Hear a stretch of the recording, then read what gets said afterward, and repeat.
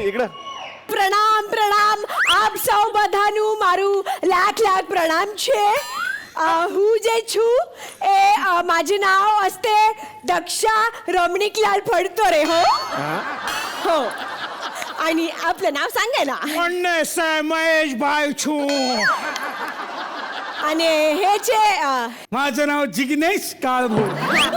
ए जिग्या छे आणि हे मयो छे मयो. आम्ही गुजरातहूनच आलो. हो काय तुमचा ग्रुप आहे का तिकडे? हा आमचं ऑर्केस्ट्रा असतो आणि आम्ही नवरात्रीमध्ये आम्ही लोक बँड वगाडीये नाचिये आणि गरबा रमीये. गरबा कळलं कळलं कळलं. तुम्हारे तुम्ही तिकडे गेस्ट बसवता हो.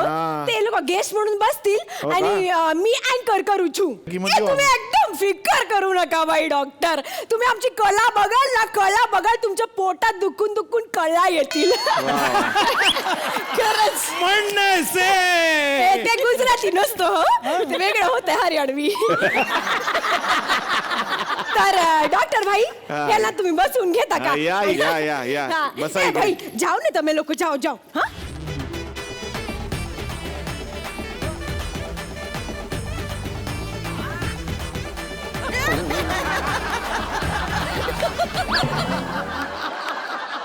आता मागच्या आठवड्यात तुम्ही लोकांनी पाहिले नाही की आपली परी बेन जी आहे ती सगळ्यांना मागे टाकून या हास्य सिंहासनावर बसलेली आहे. हो ए टाली आहे, एकदा टाली आहे तिच्यासाठी. आणि तुम्ही कॉन्टेस्टंट लोक या वीक मध्ये ना तुम्हाला लोकांना एक चॅलेंज आहे. हो की तुम्हाला पण पैकीच्या पैकी गुण मिळवून परीबेनला इकडून उठवायचंय. कळणार ना तुम्ही लोक? येस बस. ए मंडळी महाराष्ट्रामध्ये ना एक फिल्म येऊन गेली, खूप फेमस झाली होती. हो तिचं नाव होतं अगबाई अरेच्चा.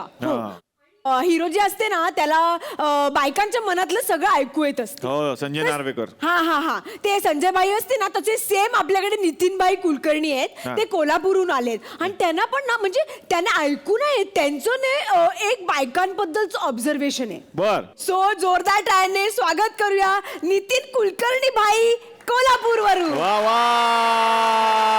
अरे ऐक की बाबा, जरा तरी काय किंमत आहे का नाही?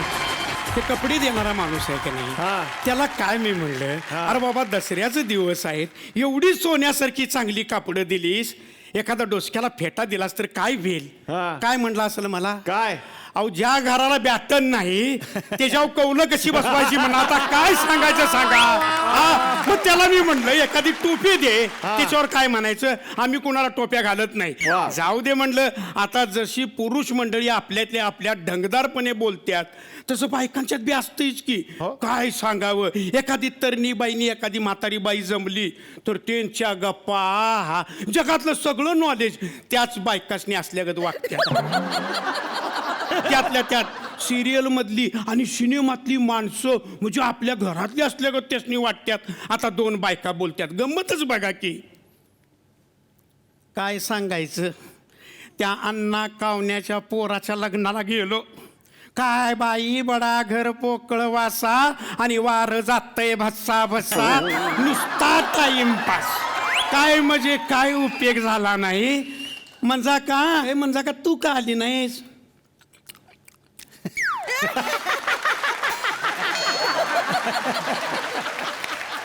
आता तुम्हासनी इच्छाकडे बघितल्यावर वाटल ही बबलगम खाती. तसं नाही ते. अहो हिच्या जीभचा फुगा झोपल्यावरच बंद होतोय. अहो जीभच्या काचा क्लीन केल्यावानी करती. म्हणजे का आली नाहीस लग्नाला? कशाला येऊ बाई? आणि तिथं लग्नाला जायचं कसं? तरण्यासनी बसाय देतात लसगरी होय, आणि म्हाताऱ्यासनी बसवत्यात डमडम मध्ये.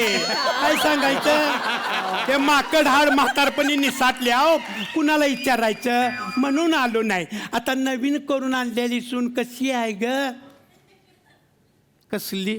चार चौघात सांगायसारखं नाही. मग मला एकटीला सांग, मी चौघीसनी सांगतो की. आहे ना, पण आता पोरगीच म्हणशील का नाही, तर नाकानं जरा अशी बसकी आहे आणि डोळ्यानं थोडी तिरली आहे, एवढंच. असून दे बाई. आता बघतीस नव, आपल्या शेतकऱ्याच्या पोऱ्यासनी एक पोरगी मिळना लग्नाला, आणि या सिनेमातल्या आणि सिरियल मधल्या माणसासनी एका टायमाला 2-2 बायका मिळत्या, त्या बी देखण्या पान. कसं बीत असल हे? हा, आणि वय गे आपल्या या चला हवा युद्यामध्ये त्या आपल्या कदमाच्या भाऊला ग 4 पोरं आहे म्हणतात. खरं आहे? 4 पोर होय, त्याला माहिती होतं. चला हवा उद्या सुरू व्हायचा आहे, आपण लई बिझी राहणार आहे, म्हणून त्यानं आधीच प्रॉपर्टी करून ठेवली.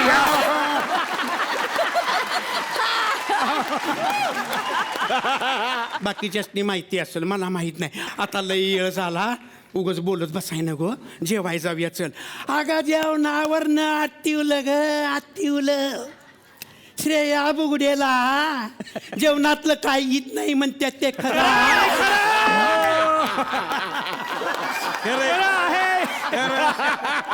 लय भारी बाई. आम्हाला 40 माणसांचा स्वयंपाक येतोय, खरं आम्हाला कुठं बोलिवलं नाही.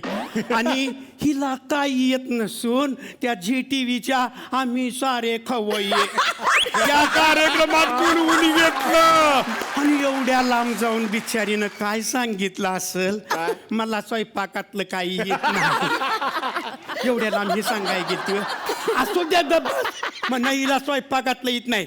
तुला माणसाने हसवाय येतंय का? येतंय? अगं ती माणसाने हसवती आणि माणसांचं पोट भरतंय.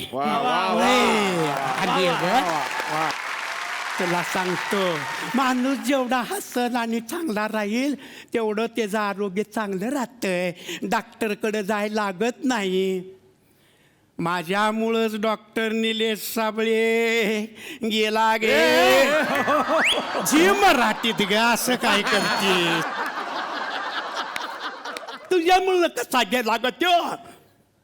तुला माहिती नाही, तिची स्टोरी लई मोठी आहे. तो गडिंग्लजला डॉक्टर म्हणून होता. येळ वकूत कधी म्हणलं नाही, व्यवस्थित सगळं तपासलं. इंजेक्शन ग, गोळ्या ग, सगळं कधी आपल्या खर्चानं दिलं.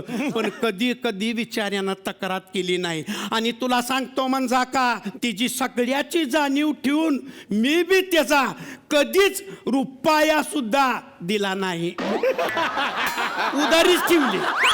आणि अशी 10-20 पेशंट सापडल्या, कशाला राहतोय? सोडलं तिथनं, सोडलं आणि इथं आला मुंबईत, आणि झालं कल्याण. मी जर उधारी दिली असती तर तिथंच राहिला असता. मी उधारी दिली नाही म्हणून आज रोग सगळ्यांनी हसवतोय. म्हणून तर सांगतोय बाबांनो, उधारी कुणाची बी असली तर द्याच्या आधी विचार करा, तो मोठा होऊ दे. आपल्याला काय करायचं आहे? कुणी मिळवलं, कुणी नेलंय.